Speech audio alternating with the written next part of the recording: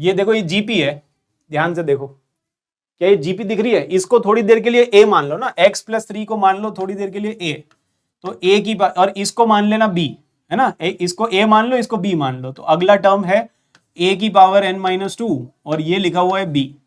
Similarly ये लिखा हुआ है ए की पावर n माइनस 3 और ये लिखा हुआ है बी स्क्वायर। और लास्ट में क्या लिखा हुआ है? लास्ट में लिखा हुआ है ये क्या है? ये बी है ना, तो बी की पावर n माइनस 1 ये लिखा हुआ है लास्ट में। तो ये क्या है? ये जीपी ही तो है।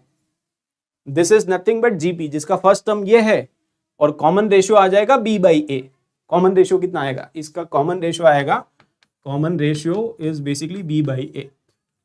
तो आप इसमें जीपी का सम लगा दो बस, इसमें जीपी का सम लगाना जरा, है ना। जीपी का सम क्या होता है? First term, this is the first term, यहां पे आएगा 1 minus common ratio. Common ratio कितना है? b बाई ए। अच्छा, नंबर ऑफ टर्म्स कितने हैं? नंबर ऑफ टर्म्स देखो n माइनस 1 से चालू हो रहा है, तो n माइनस 1, n माइनस 2, या उल्टा देख लो, b की पावर देख लो, है ना। तो यहां पे b की पावर 0 है, फिर b की पावर 1 है, b की पावर 2 है और b की पावर n माइनस, तो 0 से लेके n माइनस 1, 0 से n माइनस 1, तो number of terms are n। ठीक है, तो ये चमक गया, 0 से n माइनस 1 है ना, तो इसीलिए नंबर ऑफ टर्म्स कितने हो गए? n। और नीचे आएगा 1 माइनस r, है ना, a first term 1 minus common ratio की पावर n 1 माइनस r। इसको सिंप्लीफाई करना जरा, सिंप्लीफाई करेंगे तो a की पावर n माइनस 1 ये बन जाएगा a की पावर n माइनस b की पावर n अपॉन a की पावर n, और इधर इधर बेसिकली आ जाएगा a माइनस b, और ये वाला जो a है ना, ये नीचे वाला जो a है ये ऊपर जाएगा तो इसमें प्लस 1 हो जाएगा, तो ये बेसिकली a की पावर n है ना, ये a की पावर n, a की पावर n कैंसिल हो जाएगा, this is nothing but a की पावर n माइनस b की power n upon a minus b, ये आ जाएगा। ठीक है, और अब आप a और b का वैल्यू वापस डाल दो, तो ये हमारा a है और ये b है।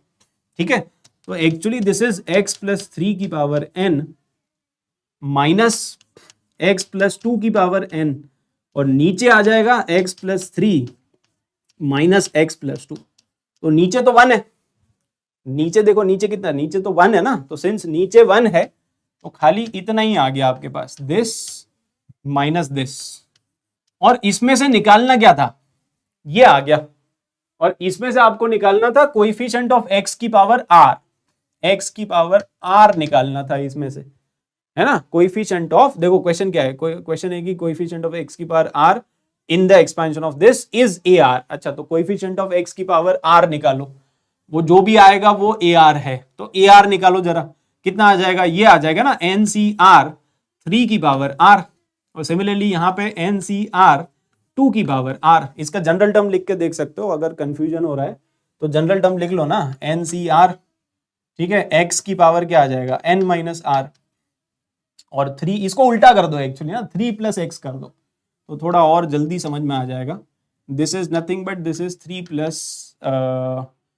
प्लस x कर दो और इसको 2 प्लस x कर दो। ठीक है, तो आपको क्या चाहिए? आपको यहां पे चाहिए x की पावर r का कोएफिशिएंट, तो x की पावर जब r होगी तो 3 की पावर कितनी हो जाएगी? 3 की पावर हो जाएगी n माइनस r आएगा एक्चुअली। ठीक है, यहां पे कितना आएगा? This will be n minus r, और यहां पे भी n माइनस r, ये आएगा कि नहीं? ये देखो ये आएगा n minus r, so this is basically your ar। ठीक है, this is basically your ar। ये समझ में आया कि नहीं? जनरल टर्म लिखो आप इसका, इसका जनरल टर्म आएगा ncr 3 की पावर n माइनस r और x की पावर r, तो ये हो गया x की पावर r का कोएफिशिएंट। कोएफिशिएंट ही तो चाहिए अपने को। ठीक है, तो ar आ गया, और अगर ar आ गया तो उसका सिग्मा लेना है फ्रॉम 0 टू n, तो ये ar है, इसी का सिग्मा लेना है आपको। तो अगर आप इसका सिग्मा ले लोगे तो क्या आ जाएगा?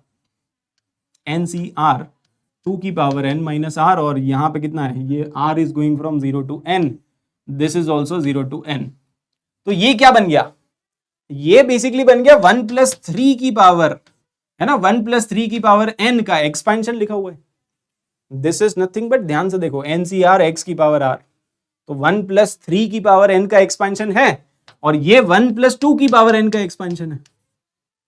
ठीक है, तो अल्टीमेटली कितना आ जाएगा? 4 की पावर n माइनस 3 की पावर n, और आपको क्वेश्चन में गिवन है बीटा की पावर n माइनस गामा की पावर n, तो बीटा का वैल्यू 4 और गामा का वैल्यू 3।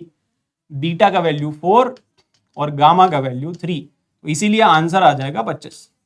ठीक है, तो आंसर क्या है 25 इज द आंसर। तो ये चमका कि नहीं?